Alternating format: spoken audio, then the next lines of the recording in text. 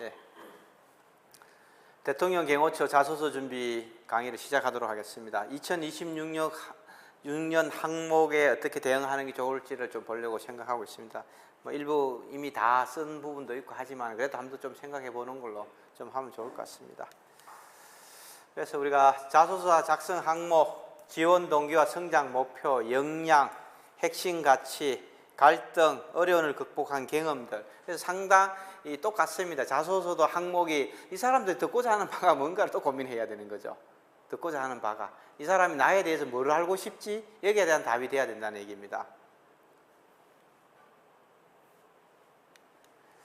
그래서 작년하고 없어진 거는 이거 없어진데 3번이 없어진 거죠. 3번이 그죠? 3번이 없어졌습니다.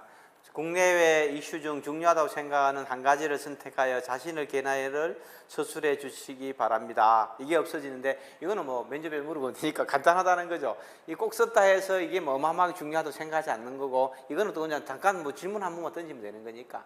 그래서 뭐 작년 얘기를 그대로 쓰기에는 정권도 바뀌는데 왜 우리가 그대로 써야지? 막 이런 생각했을 수도 있습니다. 이게 뭐 아주 필요 없어서 뺐다. 이렇게 보기는 좀 어려울 것 같습니다. 그래서 뭐 큰 차이는 없습니다. 그 뭐 토시 하나 다르잖아요. 그죠? 똑같습니다. 예, 똑같다 보면 될 것 같고. 그래서 입사 목적은 뭐냐? 지원 동기. 왜 당신이 우리 조직에 관심을 가졌습니까? 이런 얘기를 하면은 뭐 국가에 봉사하고 싶다. 어릴 적부터 인생 목표였다. 뭐 좋은 직장이라 이런 생각한다. 이런 것들을 그냥 생각하는 대로 얘기하면 됩니다. 단지 거기에 대한 이유가 명확해야 돼요. 이유.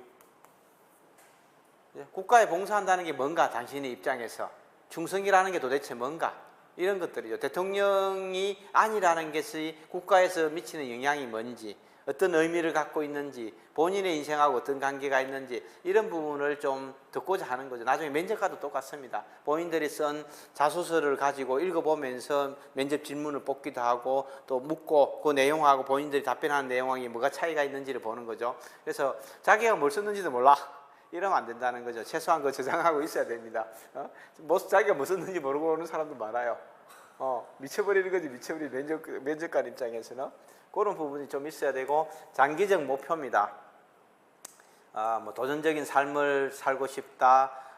뭐 외국이라든 글로벌 마인드 이런 것들도 나쁘지 않은 것 같고 그죠? 경험도 많이 할 수 있는 대통령이 1년에 우리 뭐 요즘 한 6분 이상은 나가는 것 같아요. 2달에 한 번 정도 나가는 것 같아요. 거의 평균으로. 옛날에 1년에 한두 번 나가기도 어려웠거든요. 요즘 진짜 많이 나가는 것 같아요. 뭐 그러다 보니까 해외는 실컷 다닐 수 있는 거지, 실컷. 선발대로 갈 수도 있고, 뭐 그것도 현지 수행도 할 수 있고, 진짜 나갈 기회가 많은 거죠. 일반 직장에서 이 정도 나가기 쉽지 않은 거죠. 그죠? 그런 경험도 좀 얘기하면 좋을 것 같고. 그 다음에 여러 가지 또 퇴직 이후에 경호 업무가 없어지지는 않는 업무입니다. 요즘 뭐 테러라든지 국제범죄라든지 이런 것들이 계속 늘어나면 줄어들지는 않잖아요. 그러면은 뭐 옛날에는 대통령이나 공무원들만 경호 업무를 했지만 지금은 연예인들이라든지 기업가라든지 이런 사람들 또 민간인들도 그 경호 업무가 굉장히 늘어나고 있는 거죠. 뭐 초등학교, 중고등학교에서 뭐 왕따 같은 거, 학교 폭력 이런 것도 경호관들이 경호 업무에서 하는 거거든요.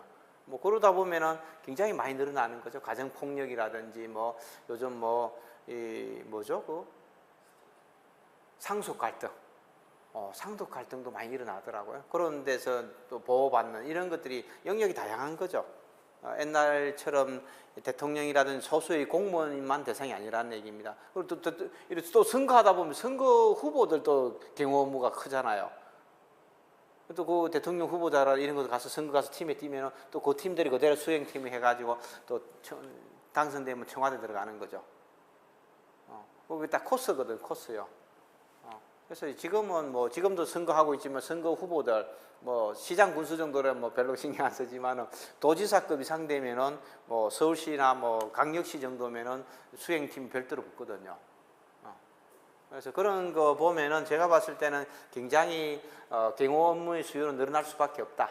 근데 단지 내가 어떻게 프로페셔널 하느니까 중요하다는 거지. 내가 그냥 동네 건달처럼 그런 경호하는 거냐, 아니면 진짜 세련돼서 제대로 된 걸 배워서 상대가 굉장히 자부심을 느낄 수 있을 정도로 그런 어떤 경호 서비스를 제공하는지 이런 건 차이가 있는 것 같습니다. 그런 부분을 보면은 이게 앞으로도 굉장히 성장 전망이 있는 그런 산업이다. 이런 얘기를 좀 설득력 있게 하면 좋을 것 같습니다.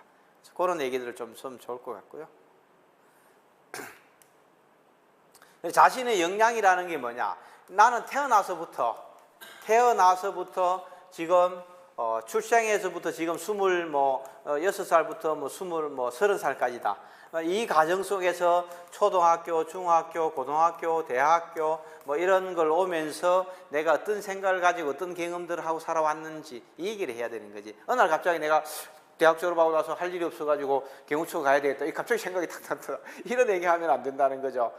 제가 어릴 때부터 이러이러한 생각을 가지고 이런 역량을 어릴 때는 태권도를 배우고 운동을 하고 중고등학교 때는 또 어떤 걸 하고 대학교 와서는 경호 관련 지식이라든지 의학을 또 내가 공부를 했다든지 이런 얘기하면 아마 스토리텔링이 쫙 되는 거죠.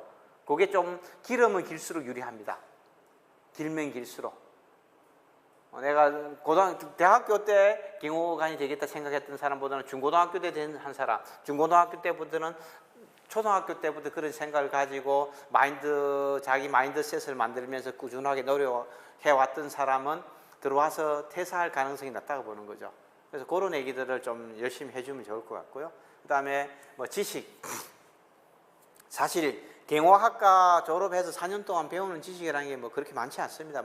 사실 우리 이 영역이 학문적으로 아주 정립이 잘 돼 있고 이런 영역이 아니거든요. 거의 대부분 현장에서 뛰면서 이렇게 하는 영역들이다 보니까 어마어마한 지식이 쌓여있지 않습니다. 그래서 지식이 경호학과 안 나왔다 해서 지식이 없다고 이렇게 평가하지는 않습니다.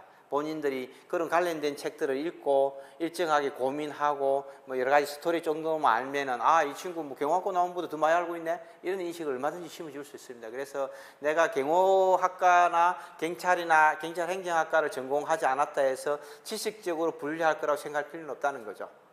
우리가 법대를 안 나왔는데 내가 로스쿨 나온 사람보다 더 많이 알고 있다 이런 얘기 하기는 좀 설득력이 약한데 이 경호 쪽 업무는 그런 영역은 아니다 이렇게 생각하면 좋을 것 같고, 그 다음에 여러 가지 지식 경호 관련 업무라든지 또 해외 경호 조직들에 관련된 미국 백악관 비밀경호대, 영국에는 누가 수상이라든 왕족의 그 경호를 담당하고 있는지, 프랑스는 또 중국은 누가 하고 있는지 이런 것들을 알면은 결국은 가가지고 너 인민해방군 아니야? 이런 얘기하는 거하고 당신 그 경호 조직에 대해서 알고 있고 또 얘기하는 게 또 다른 얘기죠. 현장에 가서 부딪히면은. 그런 것에 대한 최소한의 어떤 지식들을 좀 알고 있으면 좋다는 얘기입니다. 그래서 그게 어마어마한 양은 아니라는 거죠. 어마어마한 양은 아니고 많은 부분들이 좀 정리가 되어 있습니다. 그죠? 그런 부분 정도는 알고 가면 좋지 않을까 싶습니다. 그 다음에 무도 자격증. 옛날에는 이게 굉장히 크리티컬한 이슈였는데 문재인 정부 들어서는 이거는 그런 게 별로 중요하게 보지 않습니다. 그래서 아마 이번에 이재명 정부에서도 무도 자격증 가지고 태클을 걸거나 이게 여기에 대해서 굉장히 가산점을 줄 가능성은 제가 봤을 때는 높지는 않습니다. 장담은 못합니다. 100%는 아니고요.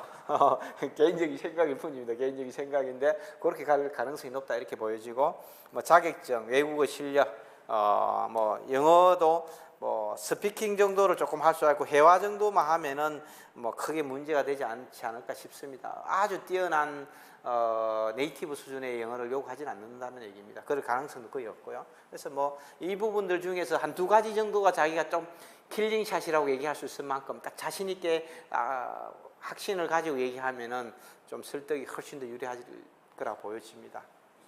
예.